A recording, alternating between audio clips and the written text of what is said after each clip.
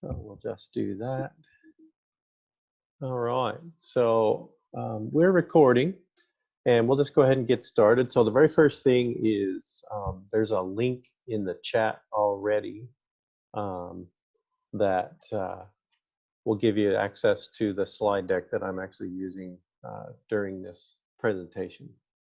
And so hopefully that link works for everybody. Should put it in full screen mode for you to view there. So let's get over here. We're do a bit of a welcome. It doesn't look like I need to really introduce myself, but I'm Randy Orwin. I'm the Assistant Director for Learning Technologies here at the Information School.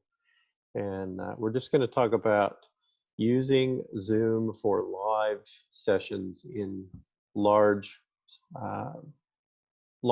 classes. But the things I'm going to talk about are actually going to work with anything of over about 30 people in a Zoom room. All of these principles will come into play. So that's kind of the focus that we're going to have. I know a couple of you have, well, I think all of you have very large classes. And so we'll talk about some of the things that we can do with Zoom in that regard. So this first slide, I mean, this really is the key to having a successful large class in Zoom. You need to have a moderator that's actually going to keep an eye on all of the chat and then all of the hand raising and all of those things that are going on, because you're going to be worried about trying to do your presentation. And then sometimes the chat can be going by so fast that you'll be going, oh, I missed something. So having a moderator who monitors the chat for questions, they monitor the participants list for hand raises, and then it's their job to interrupt you at the precise moment when there's a little break to let you know that you actually have questions coming from the folks that are out in your virtual audience. The other thing you can do is you can make your moderator a co-host.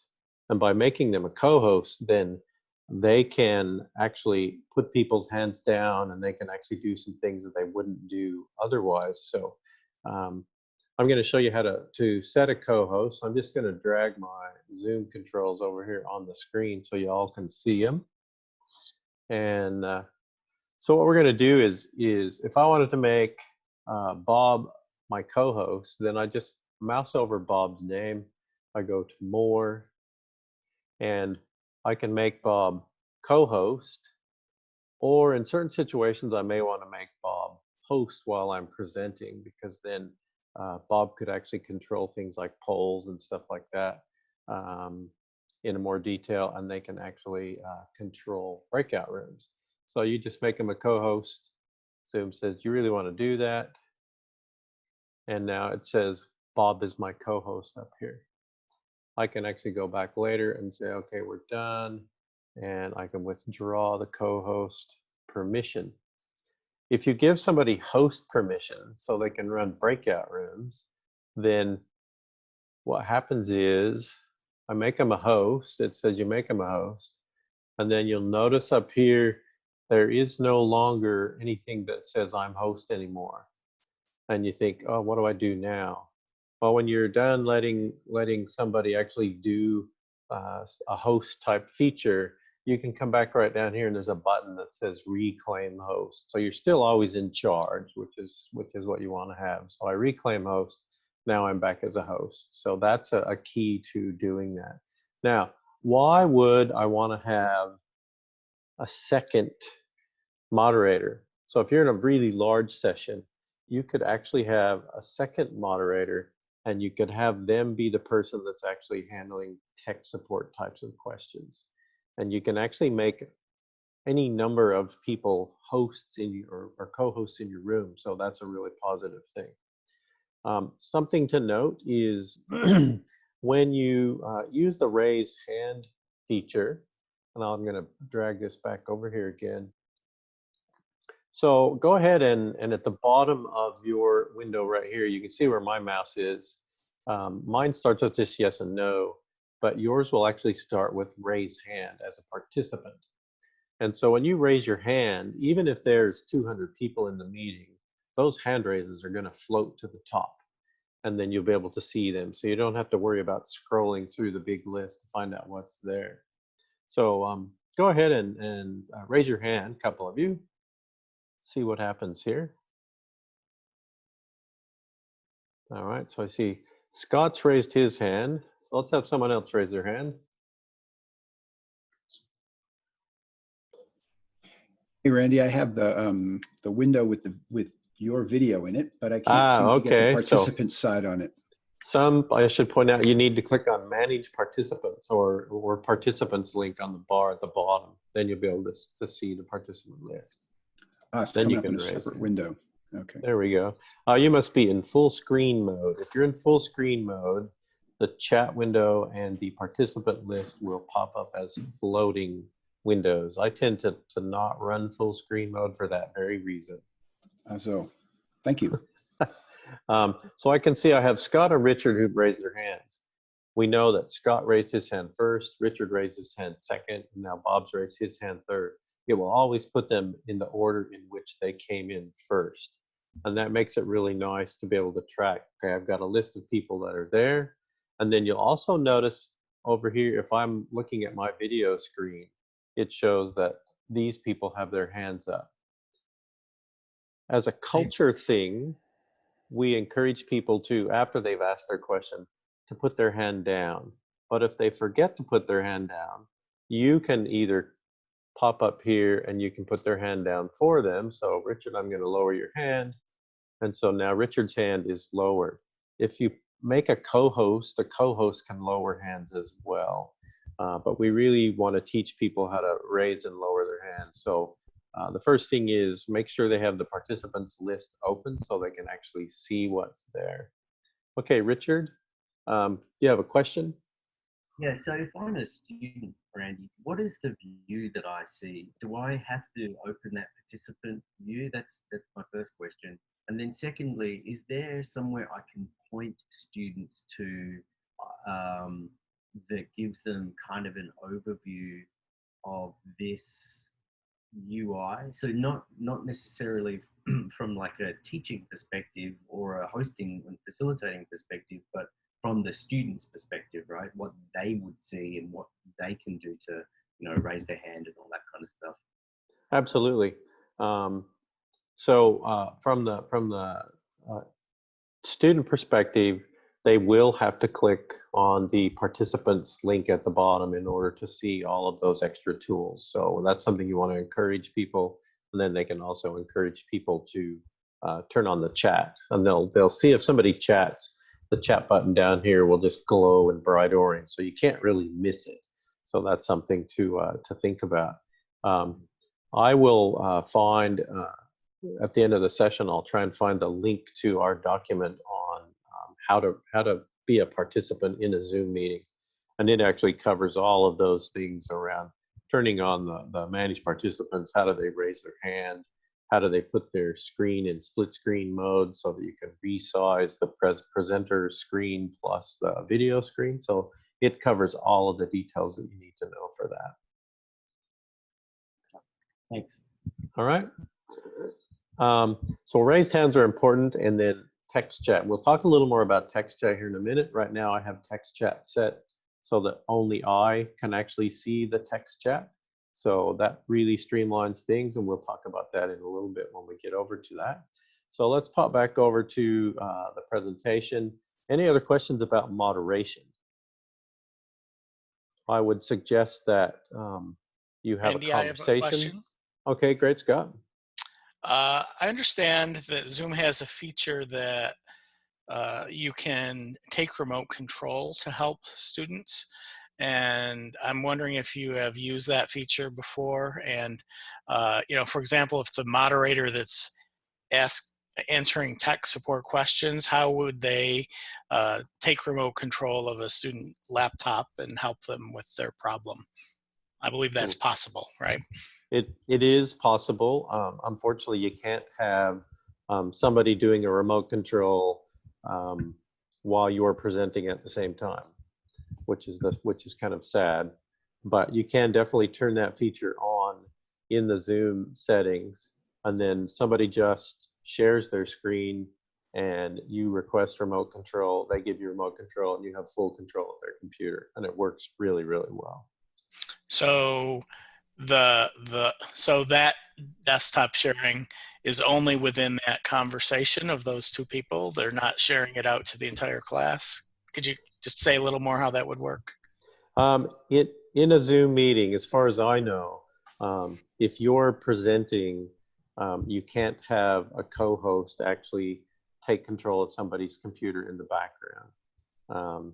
Only that host that's sharing their screen, it shares to everybody. So there's no way to do two shares to individual people during a Zoom meeting, unfortunately.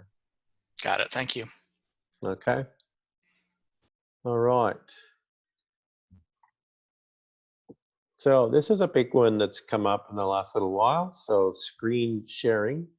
And first rule when you're screen sharing is before you turn on your screen share, make sure you know what's actually on your screen. We've had a few people who have turned on screen sharing, and then there were things on their screen that probably shouldn't have been there when they started. So make sure you tick that box and think about that before you actually start sharing your screen. Then there's and a Randy, couple of... I would just throw out, it's probably obvious, but I always make sure that I close my email. I close things like Teams or other collaboration tools where I might be talking with TAs about, students and that kind of thing, just to make sure that I don't accidentally do that when I'm presenting. And that's actually a really, really good thing to do. I do all of my Zoom stuff on multiple monitors. So I've got 3 monitors going, and I also have a separate laptop that's running so I can see what you all are seeing. But definitely turn off your screen share or anything that could be in the way of a screen share, that could be information that you don't want public. So that's always a good thing to do. Now there's some settings on screen sharing that you need to be aware of. There's been talk in the Zoom community in the last couple of weeks, since it's become so popular, of Zoom bombing. And so screen sharing is one of those things where you can get in trouble, and you may not be expecting it, and somebody could share their screen and share inappropriate material without you knowing that. So let's talk about what the settings are with screen sharing as we take a look at that. So when you look at the interface, even though I'm sharing my screen, I can click on this little up arrow here, and it gives me some options on advanced sharing.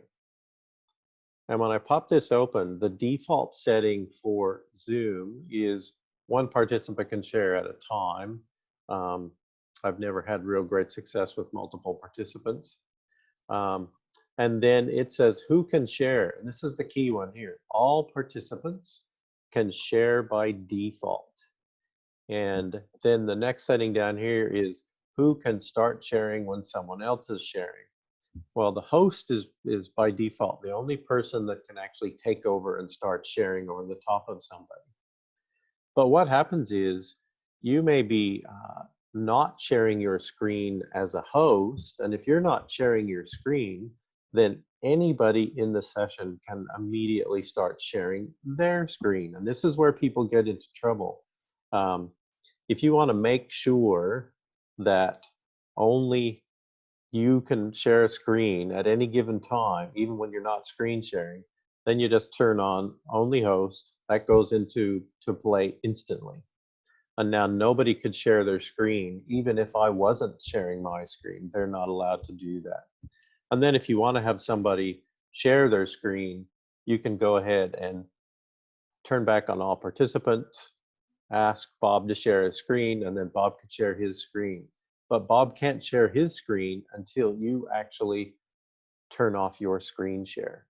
So that's how you keep people from doing inappropriate things, is control who can share the screen at any given time. All right. So that's... Okay, is that Richard? Yeah. Randy, is there a way that we can set that as the default for all all meetings? You can set that as the default. It's in the Zoom settings, and there's just there's the screen share setting in the Zoom settings on the web version of Zoom. And then that will be the default for every meeting that you create. And then you can always change those settings on the fly when you're actually in a Zoom meeting.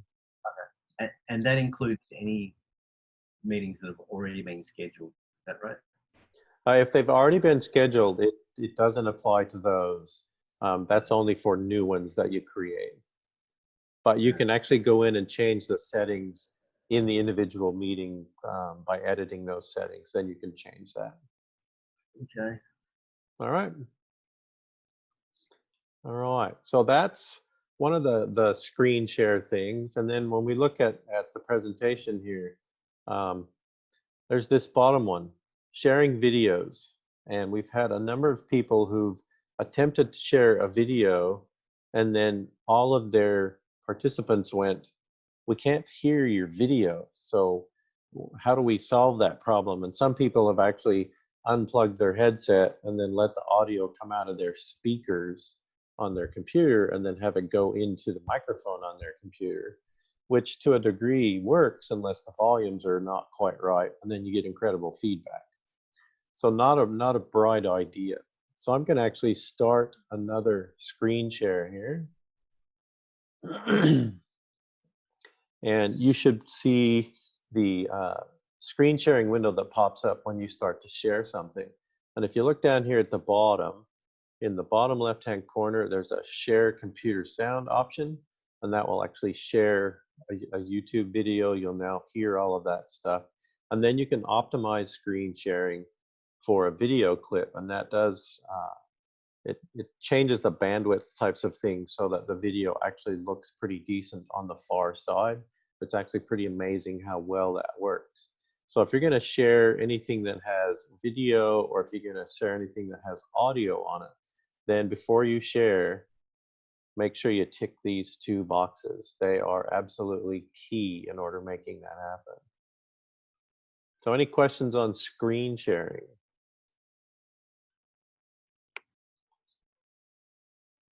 Okay, let's move on. So this is the big one for when you're doing live classes, and this is breakout rooms. And with breakout rooms, there is a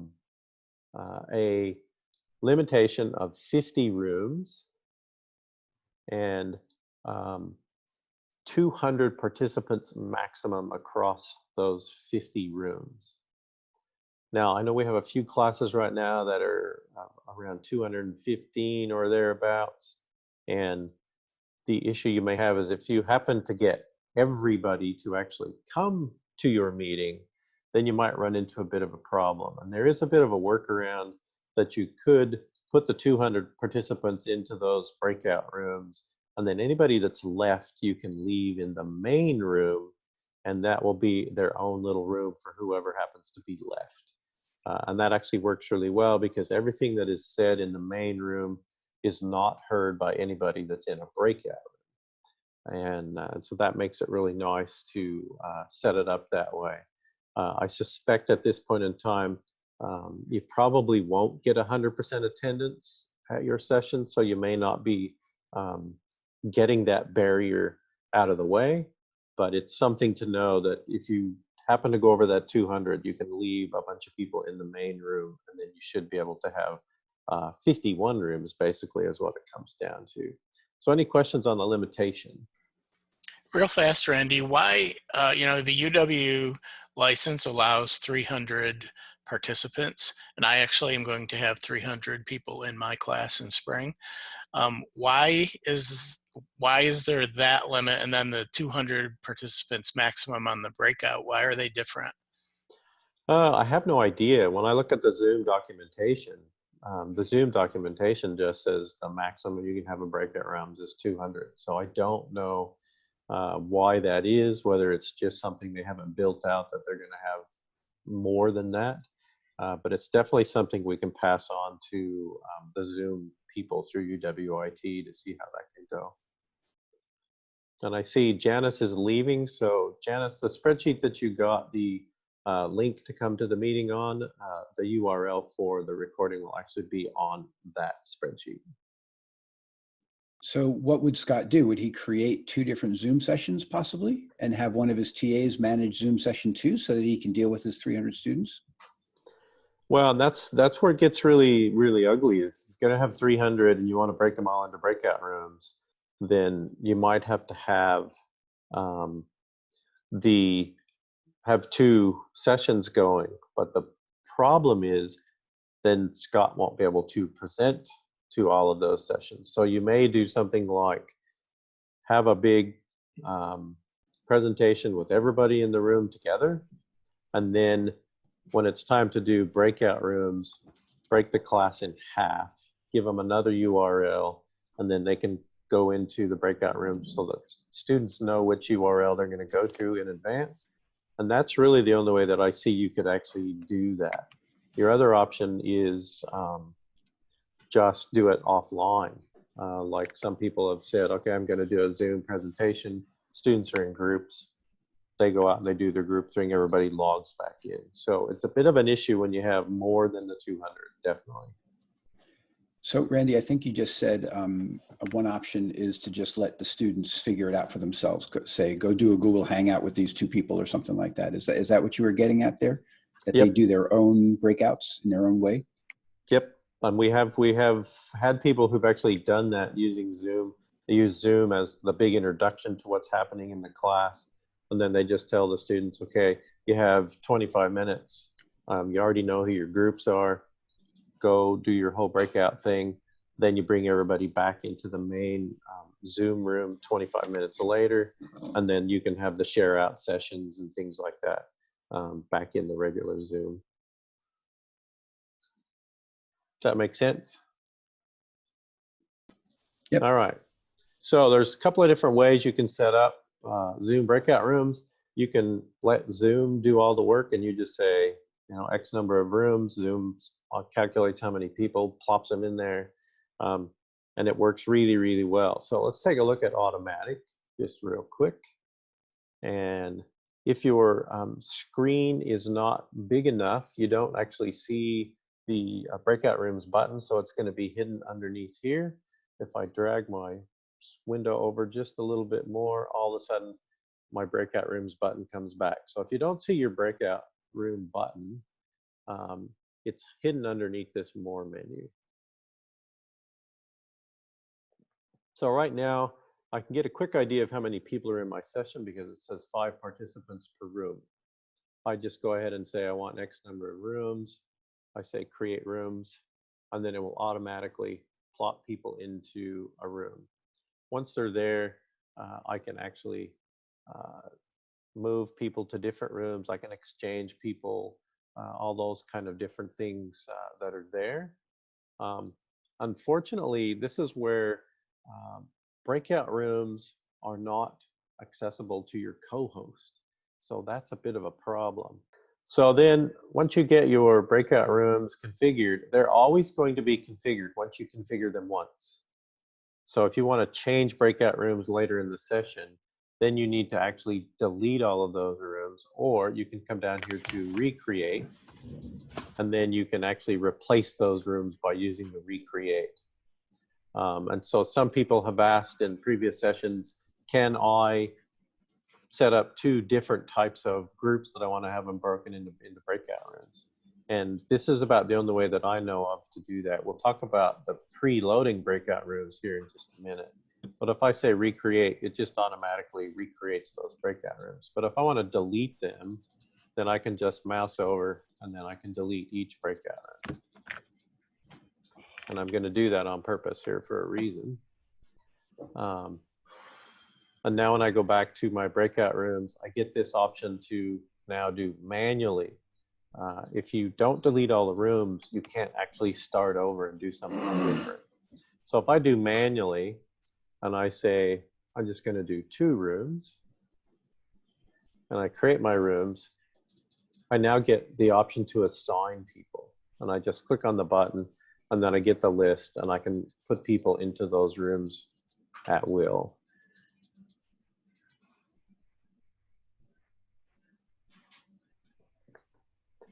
And then I still have the option later, I can move or exchange people as you set that up. Right now, what I'm going to do is I'm going to delete this room just so I want you to see what it looks like from your end when you actually share the rooms out. So I'm going to go back. I'm going to do my breakout rooms again. I'm only going to create one breakout room. I'm going to do it manually.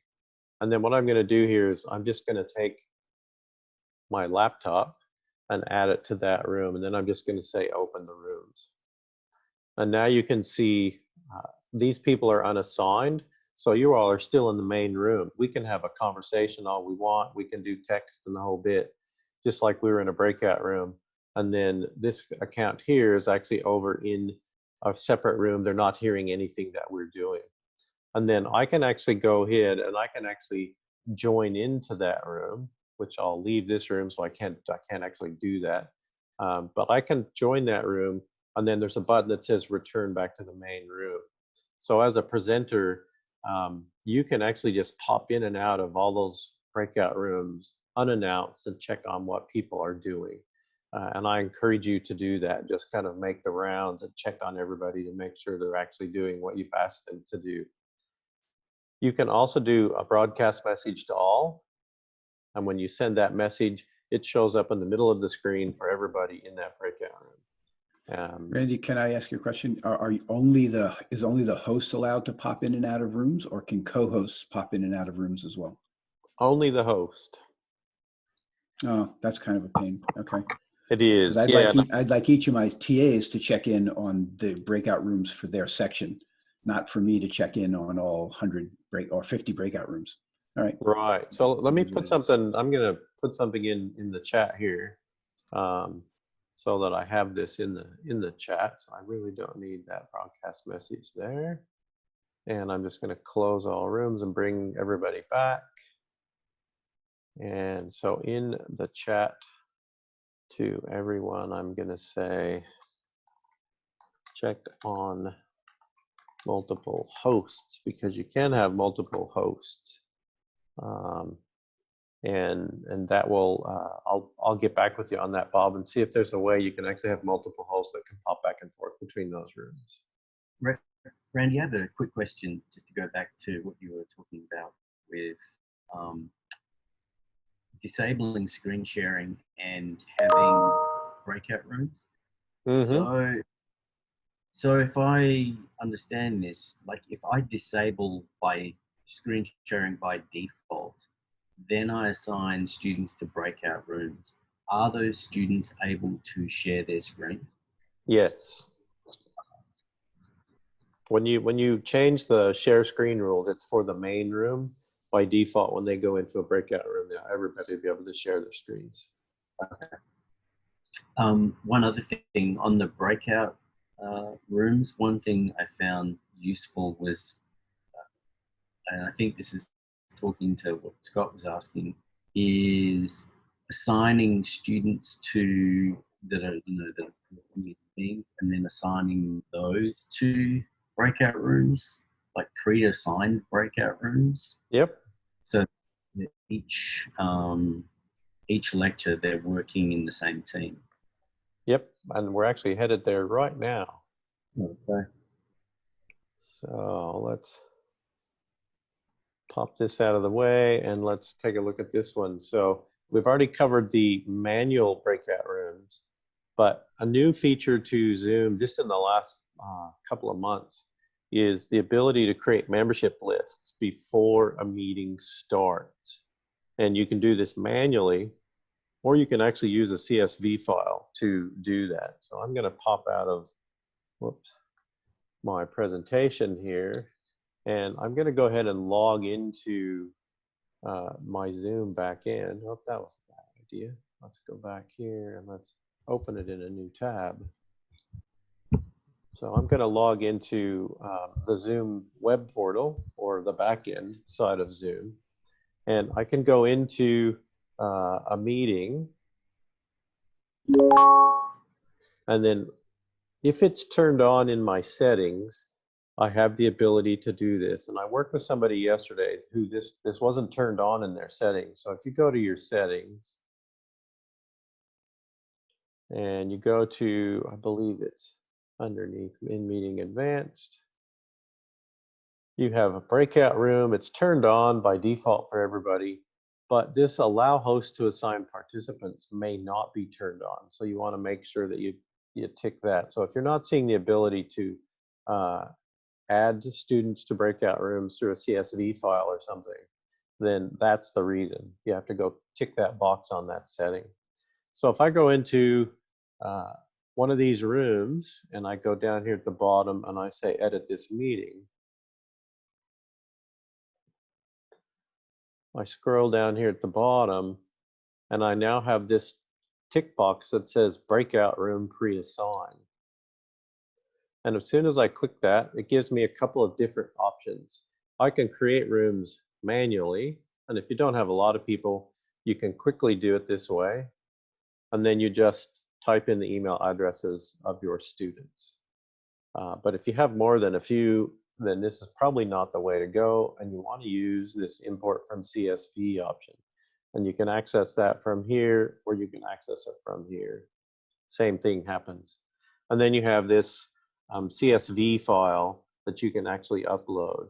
And then if we say, okay, let's download this template so we can take a look at it.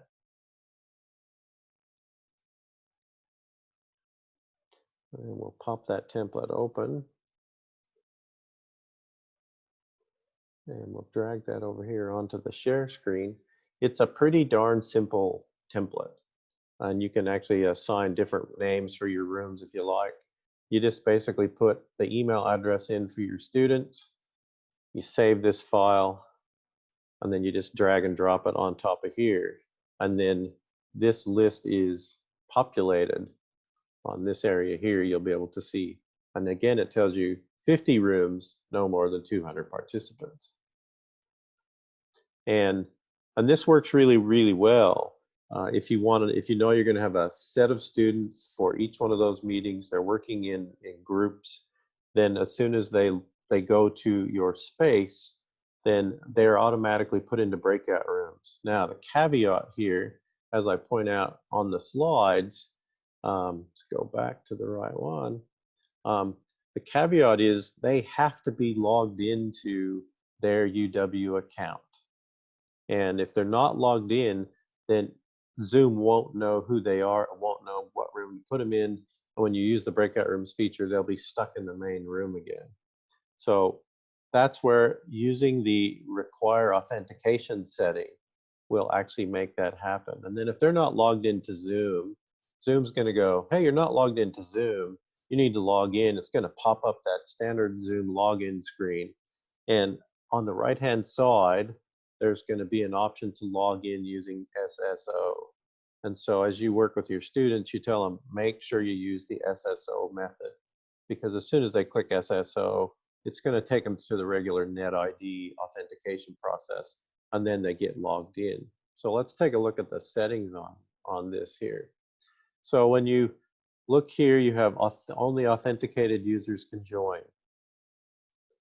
And if you tick that, and again, your settings are done correctly, you will actually get this option right here. And UWIT just put this in place about 3 days ago.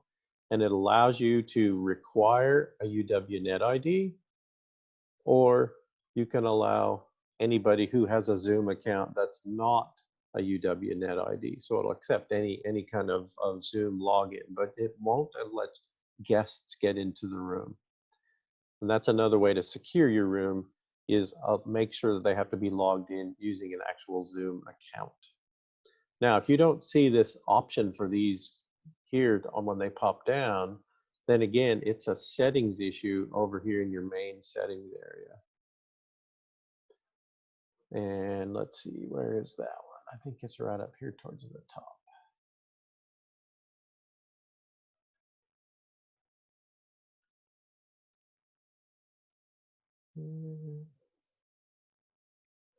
Maybe not.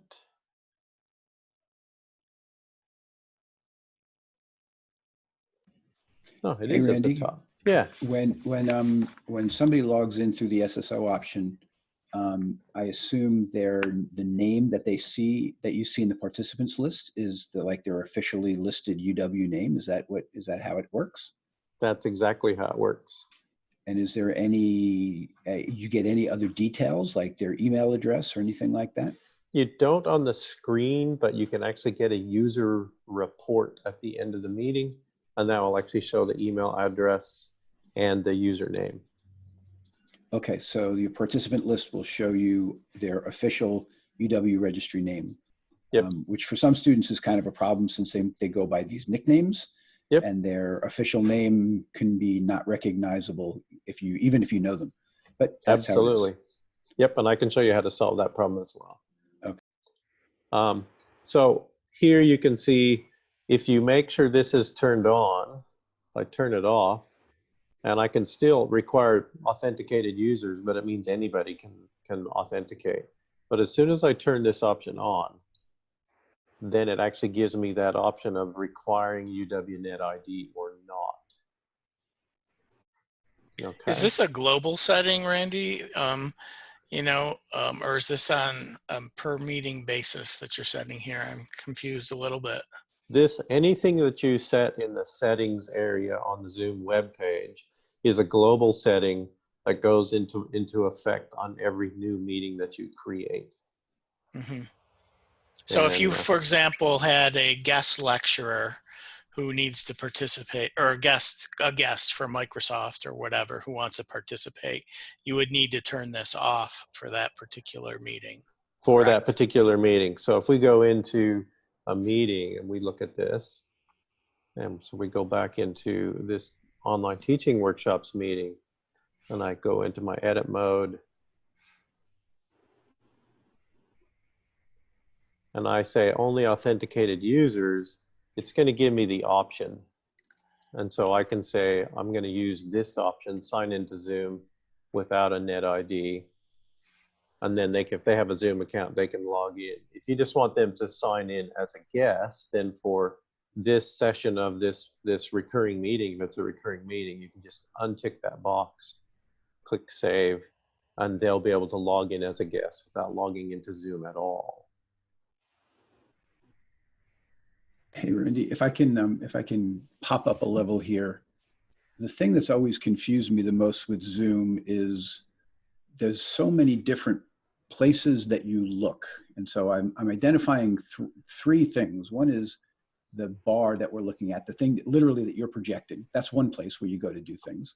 Another place is what I have right now. And it's a window that pops up a lot that I usually just blast right through. And it says what time it is. And it says home, chat, meetings, Zoom Pro account.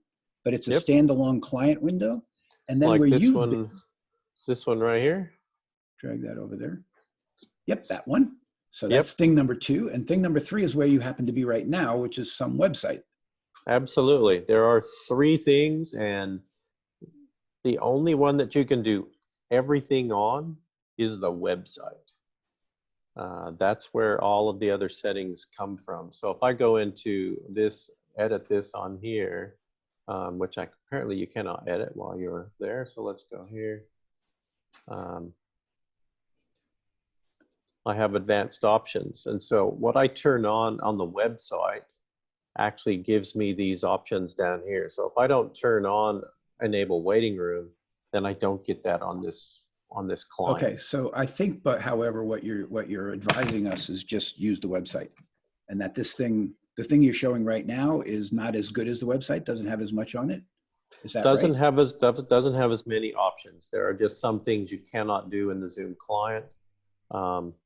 And so if you're not seeing an option in the client, then go onto the web and do it on the web. Okay, so where exactly on the web do you go? Zoom.com, and then you log in or something like that? You go to washington.zoom.us. That will take you there. Or if you happen to be in the client, you can come up here to your name and just go my profile. As soon as you click on my profile, it actually will take you right to your Zoom page. I see. Okay, so from the client, so there's 2 clients, right? The client we've been looking at, which is the meeting client, and then the configuration client. And then there's the website. Yep. Well, this is the same client. This is I call this the client, and then this set of tools. This is the actual meeting room itself. And Okay. so you can, and there are so many things in the meeting room itself that you can say this is a default, but in the meeting you can actually change those defaults. Okay, so as a general rule, what I'm seeing is for configuration, go to washington.zoom.us and that will set defaults. Yep. When you're in the meeting, many of those defaults are overridable, but if you can't seem to find a place for setting something, then go back over to the web client. Yep. Okay, thanks. And Randy, I just want to add a little complexity. There's also now this Canvas integration. So is that a fourth place where we have yet another set of options? Because I haven't looked at that yet. The Canvas integration is basically Zoom Lite built right into Canvas. So everything is the same. It's just pulling up all the same settings, everything right inside of Canvas. So it's going to be yet another subset of things that you could do within Canvas. But going back to Bob's point, just if you really want to see it all, just use the washington.zoom.us. Yep, that is absolutely correct, Scott. Randy, is there a video or a web page or something that we can send to our students specifically around logging in and setting up their Zoom account? There is, and that's on the Zoom section of our support site. There's a whole bunch of information there, and I'll send you a link to that afterwards. That'd be awesome. Thanks, mate. So I'm going to add this into my public chat here. Send. Similarly, something we can forward to our EAs or because we all have slightly different needs and views on this. What I recommend is on your homepage where your information about you and your TAs is. What I've been telling people is here are 2 links that you can actually use right on that page. One of them is a Zoom pre-check list, and then the other one is the actual participant engagement document that shows them everything they need to know about participating in a Zoom room. And so the pre-check list actually tells them, here's where you go download the client, here's how you log in, all of those kinds of things. Are those shareable resources that we can link to as well that are already composed? Absolutely, they're all on our support site. And so I'll send you all a link to that page on the support site where all that stuff lives. And that's the same for you, Ari. I'll send you a link as well. All right, so we're running out of time, so we're going to have to probably scream through here unless people want to stick around a bit longer. So that's where all the settings are for making sure that people get authenticated. You have that authenticated users can join. That solves the problem of making sure that that CSV file actually populates all of your students into the right breakout rooms. Now, Richard, you've actually used this, right? The breakout room? Yeah, well, you've used the CSV file. We had a ticket from you on that. Yeah, I got as far as downloading and creating that CSV file, and I did a test run of it, and it seemed to work okay. But I'm actually I've got a class of 120 students with varying technology platforms and time zones. So I'm actually going to do what I was planning to do in breakout rooms asynchronously, and then have students kind of report back the following lecture, just to kind of keep the moving parts to a minimum. And that's actually a great idea. So I think you're headed in the right direction with that. The main concern is then giving students arming them with the tools and a checklist and all of the, guidance around how to do that with their team, which is why I'm about this you know, Zoom for them guidance or web page. And we do have that. So that's we have how to do Zoom as a participant like you all are doing, and how to do Zoom as a person who's managing the Zoom meetings, which they all have Zoom Pro accounts as well. Okay. All right. All right. So we might go a bit over time if that's all right. If not, I'll just keep going so I get a recording of all this. So the next thing that you might use in your large sessions is polls. And here again, Bob, again, you can only do poll creation back through the website side of it. And even if you try and access polls from the Zoom meeting room, it's going to dump you back into the website anyway. Before I go show this, if you want to track responses and actually see what students actually responded to, then it gets really more complex because you actually have to turn on registration, and students will have to go and register for the class. And then you can track their responses. So I'm not recommending that you try and use Zoom polls to actually do any kind of official tracking of student responses, because it's an absolute pain in the rear to set that up for every Zoom meeting. So if you're going to do tracking of what students are doing, then you'd be much better off using Poll Everywhere. And I know a lot of folks in the large classes use Poll Everywhere in their classes anyway. So you could actually just modify that, and you could use Poll Everywhere right inside of a Zoom live meeting. So that makes sense. Yes, real fast on that, Randy. So one thing in a in-person class, I have participation activities or little things that I have them do in class as an incentive to come to class. Yep. We don't need to do that here, but say you're teaching something asynchronously, like I might do this in Zoom, but I'm going to have some people who are in a different time zone who are watching this recording later. And I still want to be able to track that they actually watched the video. So I am ensuring that they're keeping up with the course. Is Poll Everywhere the best way to do that? To have maybe a little question that they respond to show that they watched the video that day? Or do you have another suggestion on that? If you're doing it asynchronously, you could do it through Poll Everywhere, but you could also set up Canvas quizzes and actually do a Canvas quiz. So if they have to watch a lecture or something, you could just do a quick quiz. They can run that out of Canvas. Another one you could do is you could have a discussion board where the discussion question is, what do you think the 3 salient points are from that particular 15-minute lecture? And then you set the discussion board up so that students can't see any responses until they post their own first. Good suggestions. Thank you. All right. All right. So let's talk a little bit about polls, and we'll just make this real quick. If you preload your polls, so if I bring up my poll thing, if you preload multiple polls, you get this down arrow right here. And that down arrow leads to a list of the polls. And I haven't figured out why this pops out to the side in this one class, this one Zoom meeting, but in another meeting, they don't pop out on the side, they pop out at the top. So I don't know what's going on. But I've got these different polls here, and I can select the polls at will.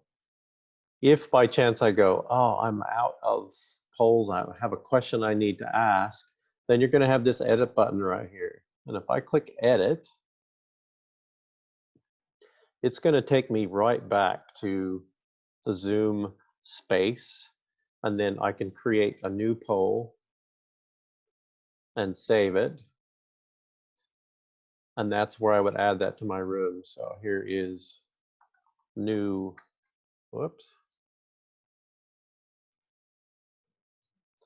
new poll.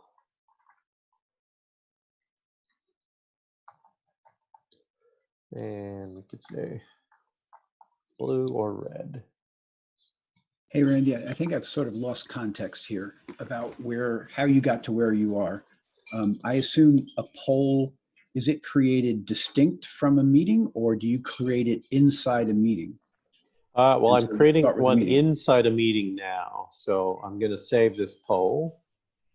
And now I'm going to go back and I'm going to find my Zoom window.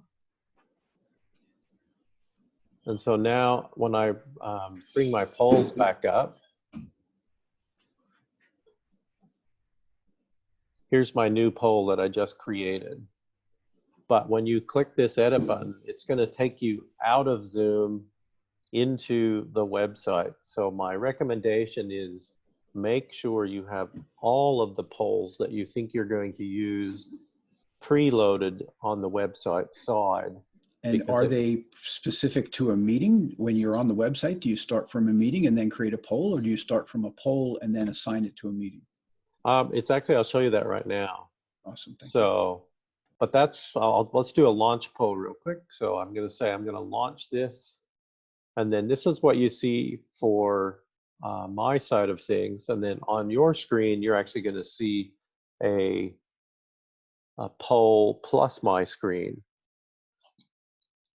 And so then everybody does it. And this is where, if you watch up here, it'll tell you how many attendees are viewing the questions and how many have actually submitted. And this is where you can find out if students are actually paying attention and participating.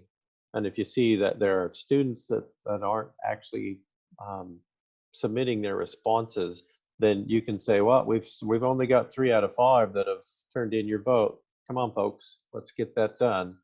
And then in this particular case, there'll only be 4 out of 5 that we can get because I'm not going to answer on my laptop.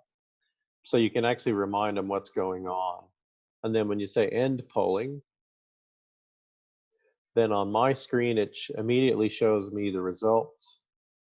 And then if I want to share those with the class, then I can click share results.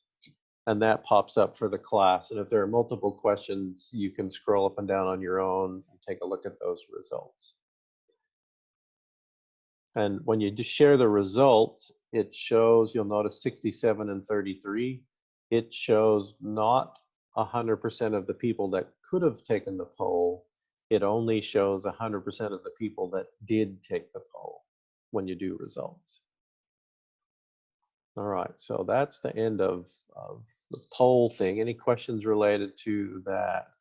And Ari, if you can't see the entire page, you might change the setting at the top of your screen.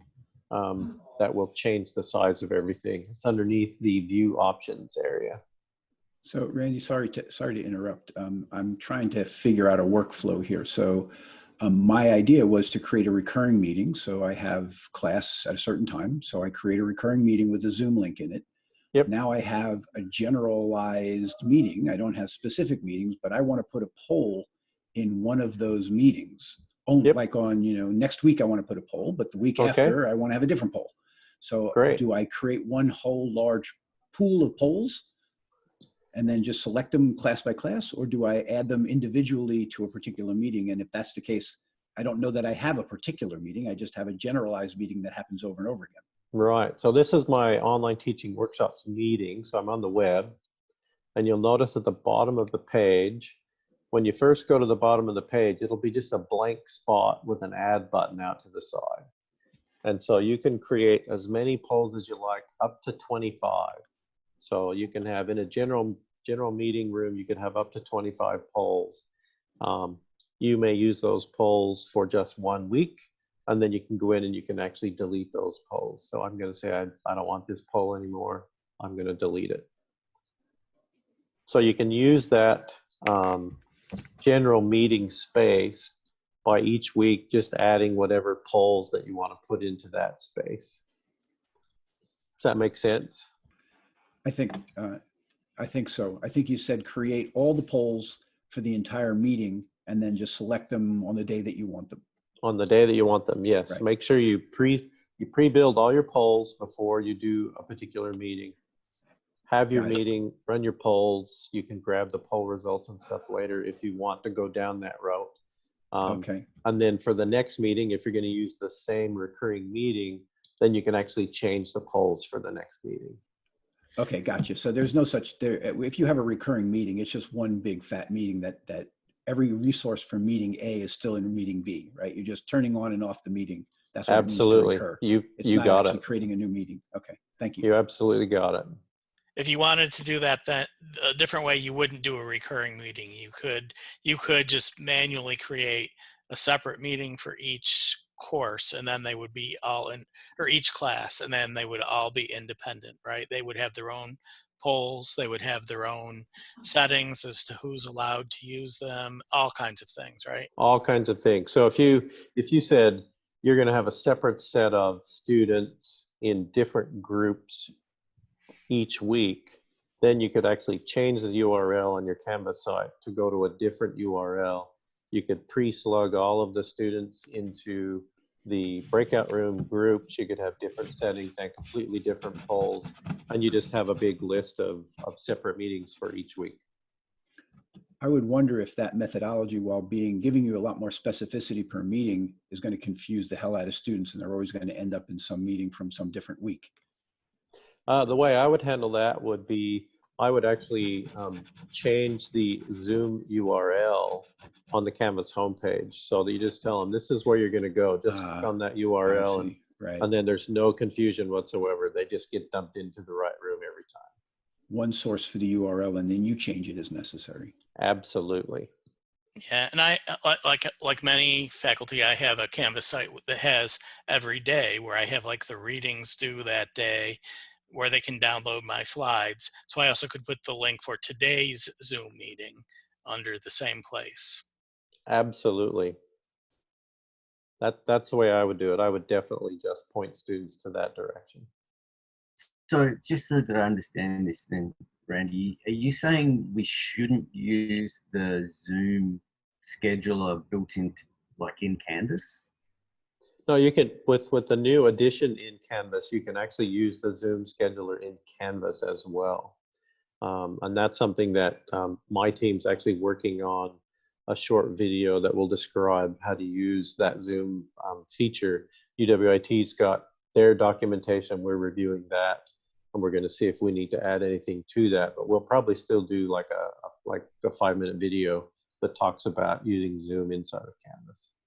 Yeah, I noticed when I schedule, when I use that scheduler, the URL isn't my personal Zoom account or the vanity URL. It uses some other URL, but I'm assuming it's if I send that students will still be able to access recordings and things like that from it, right? Yes, they will. It'll actually show, it'll link the recordings actually on your Canvas site if you record to the cloud. And like I said, we'll put something out with a little more detail on that. It's so new that we're still learning about that ourselves. All right. So if anybody needs to take off, by all means, go ahead and take off. You have another meeting. I'm going to keep going so I can get this recorded, and we'll go from there. So any other questions on polls? All right. So let's go down here. Let's talk about chat. When you look at chat, if you're going to do a huge session, then it might be better to actually change the settings on chat so that everything comes to you directly rather than having 200 students having this commentary thing going on. And so you may want to change the setting so that it's only host only. And that's really the only thing on chat. So I'm going to show where those chat settings are. So when your chat is open, down here at the very bottom, there's a little more button. And then you can actually change those settings as they go. And what that does is, as soon as you click one of those buttons, that goes into effect immediately. So I can go from right now, it's set up for all the questions go to me as a host, or I can just change that. And now everything will actually be available to everybody. Or you can go to the default setting for chat, which is everyone can chat publicly and they can chat privately.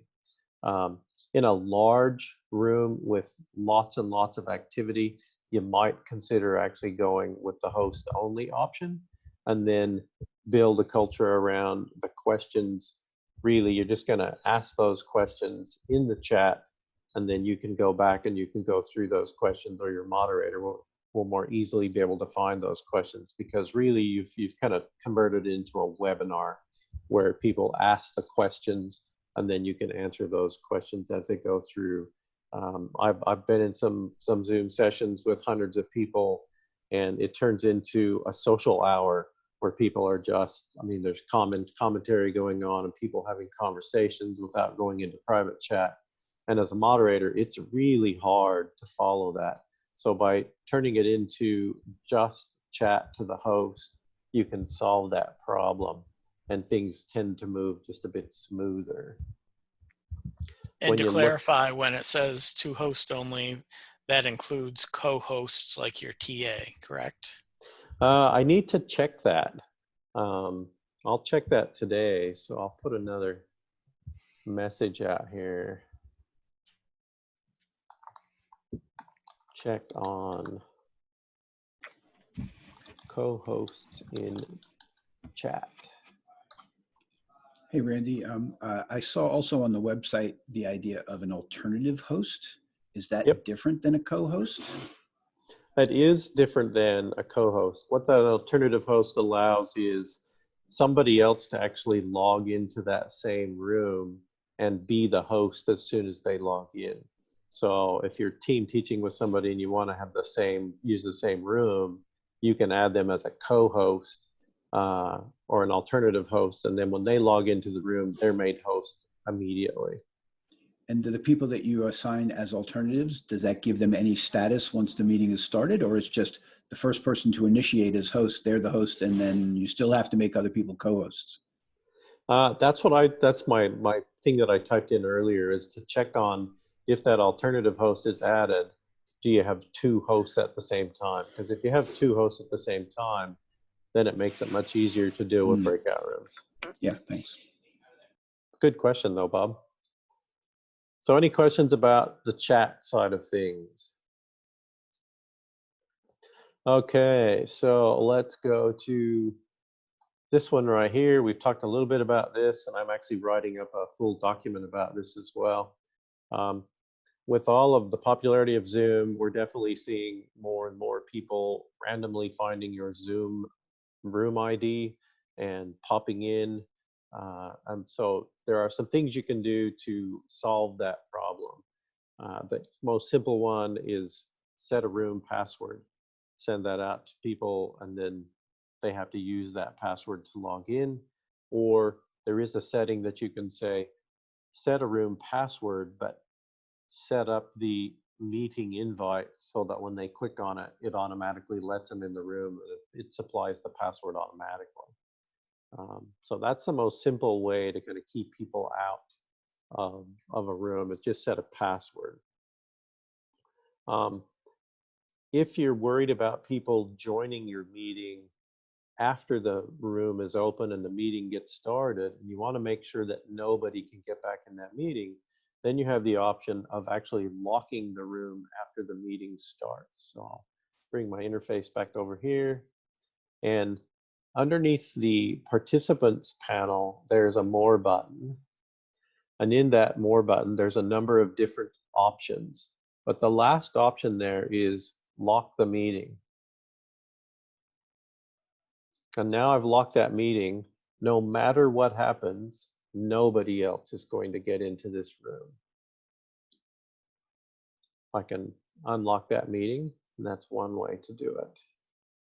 So that's once you get the room going, lock the meeting, nobody can come in. Okay. Randy, if I can ask a quick question here, I think it belongs in this topic. Registration. If you require registration, then aren't you in a sense saying that only my students can come into or only the people that I've said can come in, and then you don't have to worry about the rest of this stuff? If you don't have other things set, registration works really well to do that. I just find setting up registration every time can be a lot of work and effort when you set up registration. Registration works great because you can communicate with people who have registered. But for me, I probably wouldn't worry about registration. I would just require authentication and have my students come in that way. Thanks. So require authentication, we've already talked about. That's a really good way to make sure that people get in, and then you can actually see who's come into the room.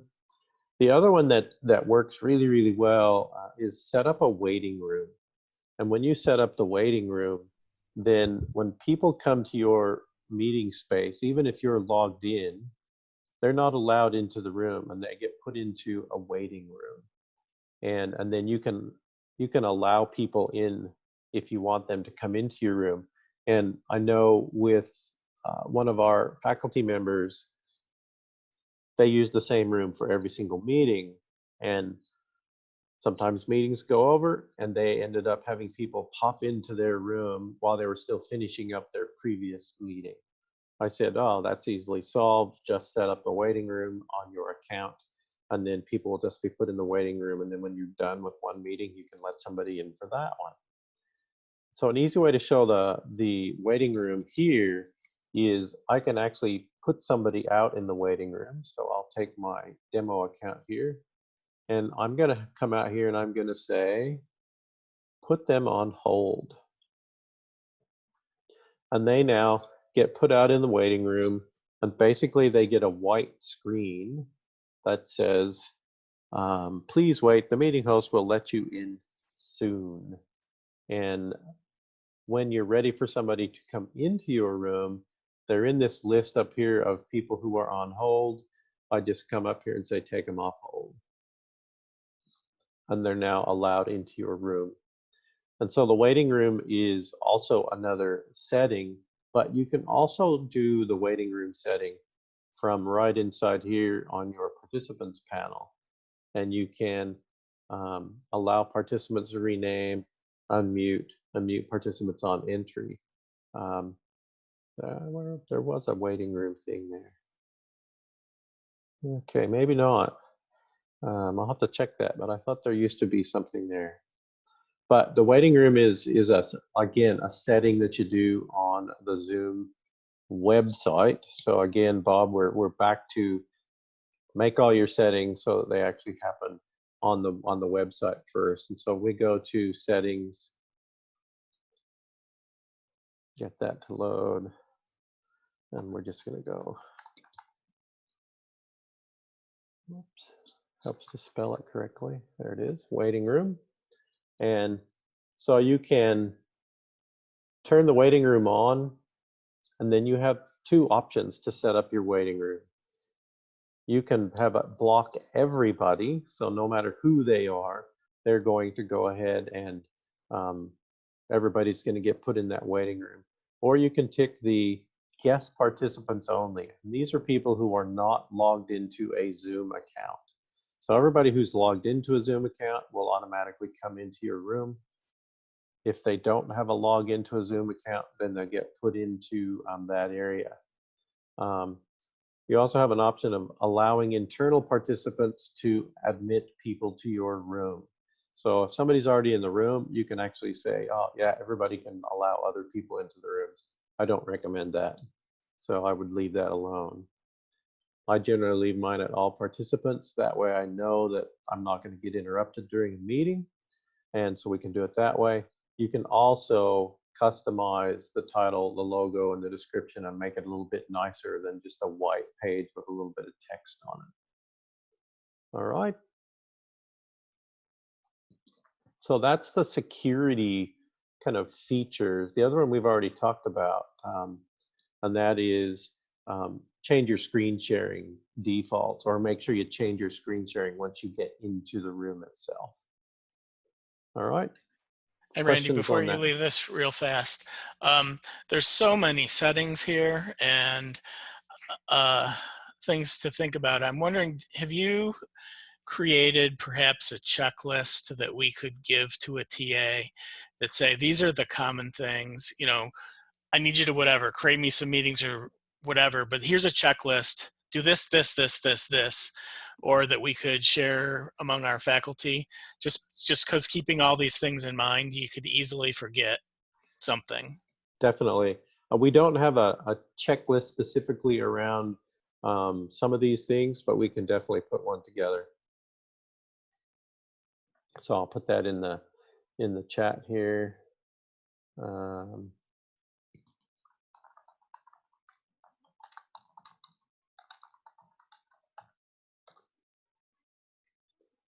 Okay. The last one is just recording, and where are you going to record your meeting to? And when you click the record button, it gives you the option to record locally or to record to the cloud. Locally records to your personal computer. It's fast, but you don't get many choices.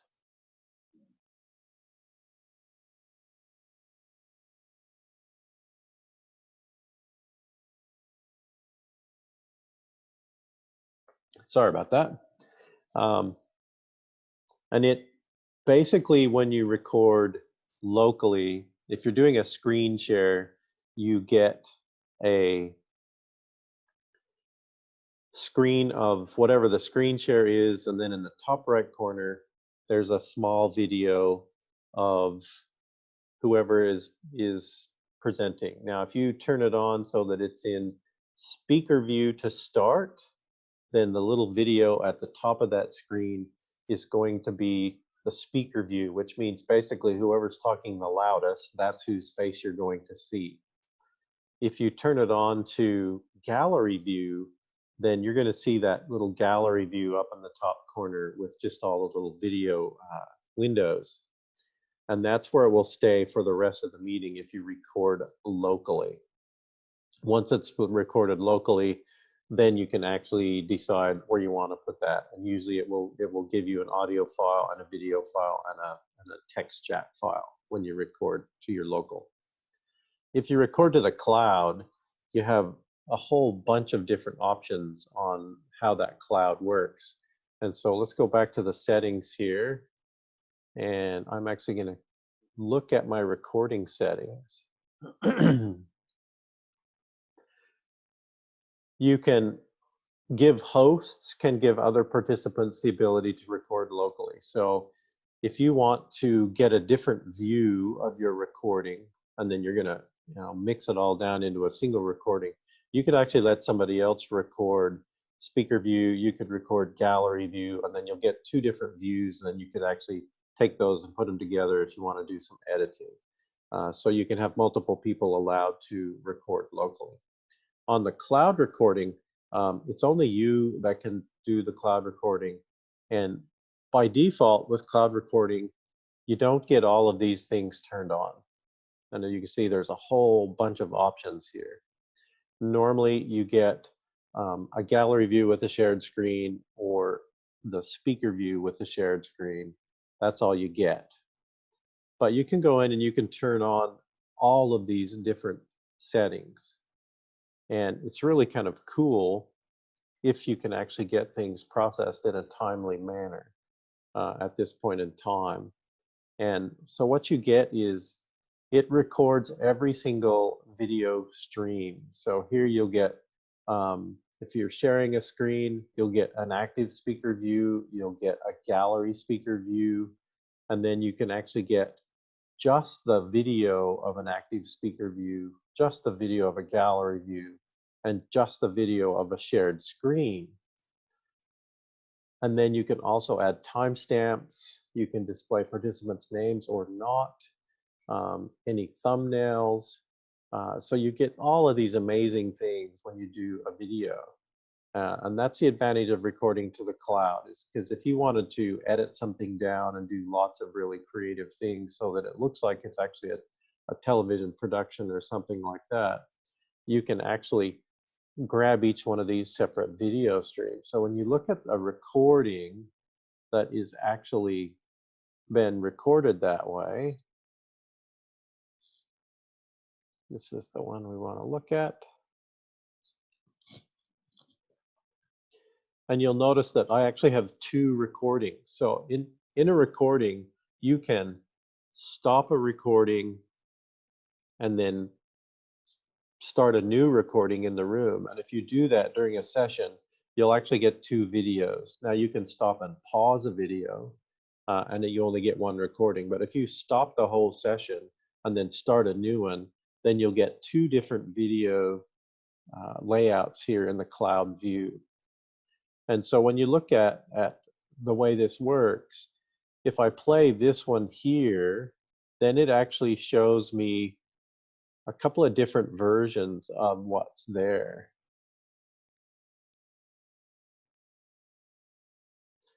And so what we're seeing here is this is just 2 things in gallery view, but I'm going to come over here a little further.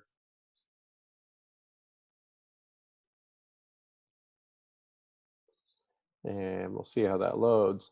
So now I've shared my screen and I have a screen share. And the way this works on the web is this screen share is a separate feed. This gallery view video is a separate feed that they put on. And then you get the audio transcript. But I can actually go in and I can switch the view to speaker view. And then it's going to reload that screen.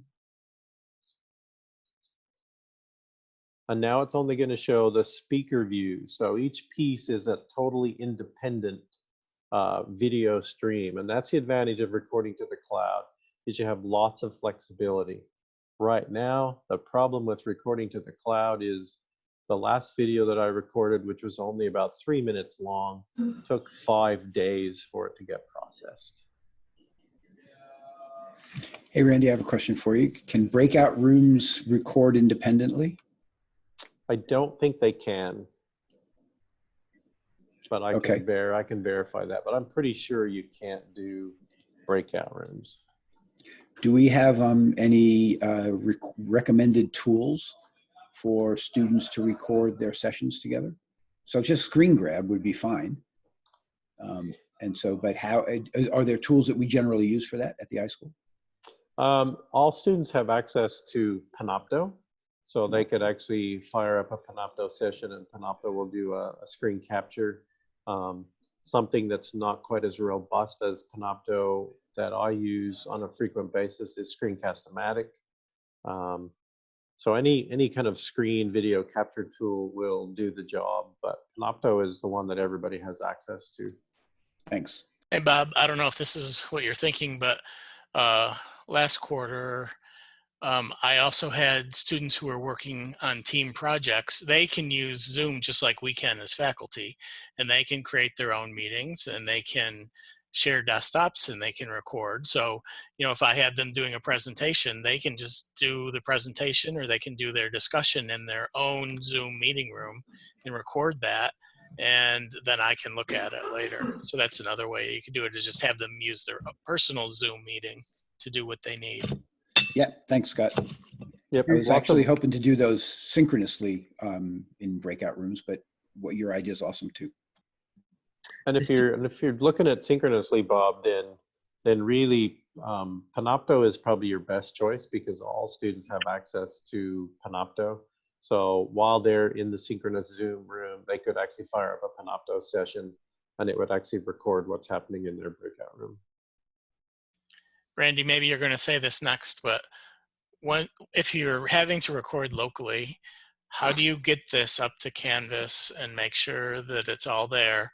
And I know there's the Canvas integration. So maybe could you say if you do the recording through the Canvas integration, does it automatically appear in your course website? So for example, when I use Panopto, in Canvas, there's a new navigation item that says Panopto recordings, and students automatically get all those videos directly when I'm doing this in a classroom.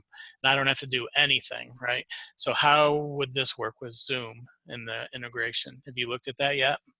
I have not looked at that integration yet. It's on our list to really figure out how to do that. And we'll see how to do that. If you're recording locally, then you just upload it into whatever storage area you want and then add a link. You can upload as much stuff as you like into the Canvas media tool that's in the editor.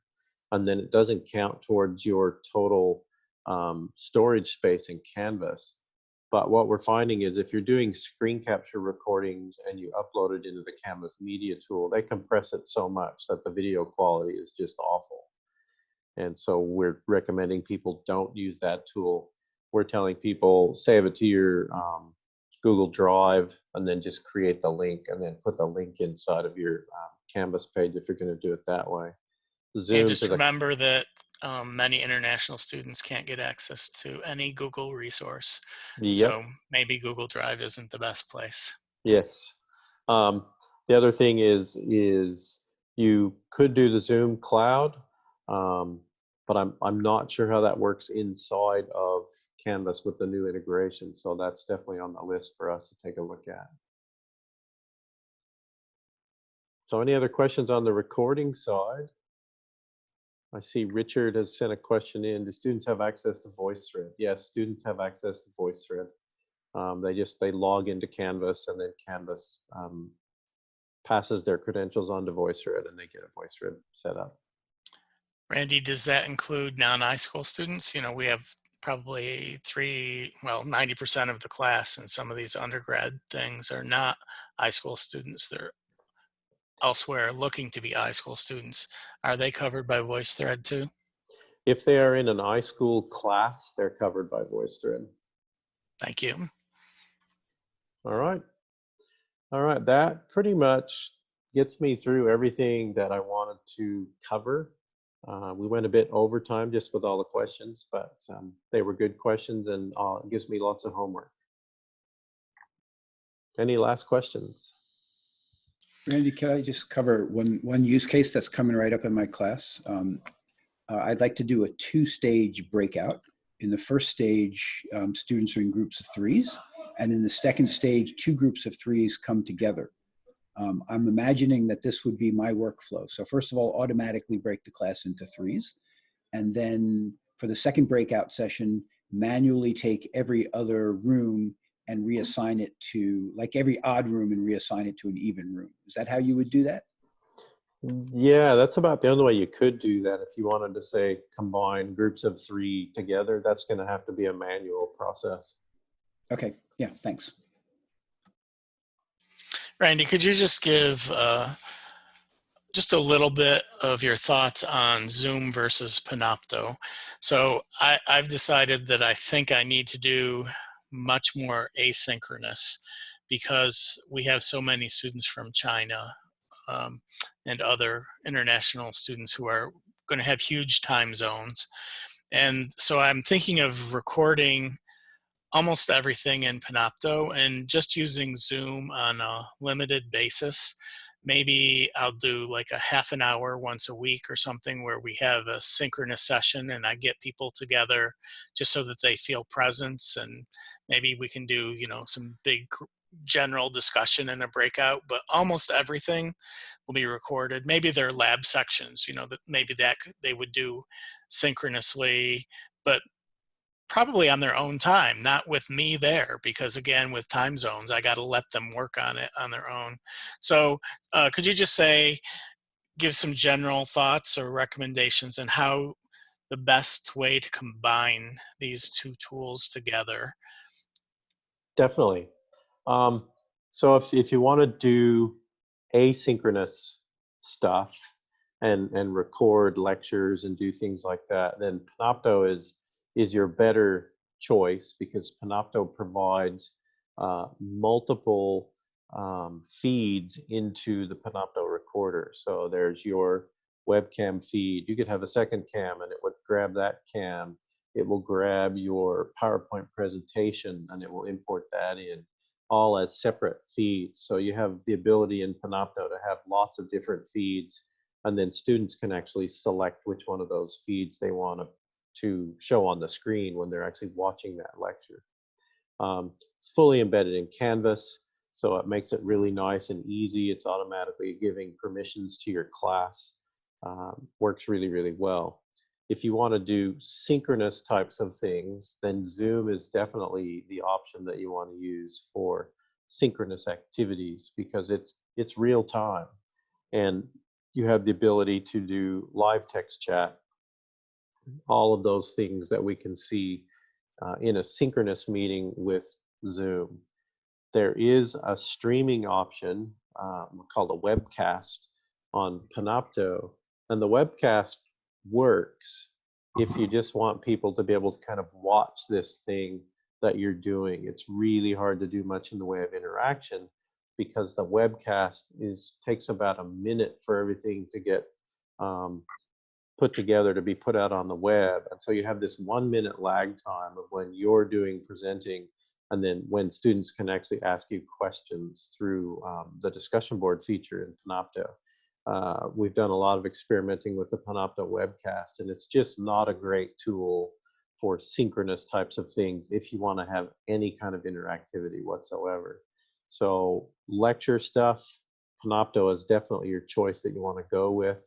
And then if you're going to do synchronous live stuff, then that's where Zoom comes into play. Does that help? Perfect. Thank you. All right. Any other questions? And Richard, if you have questions about Voicethread, just let us know.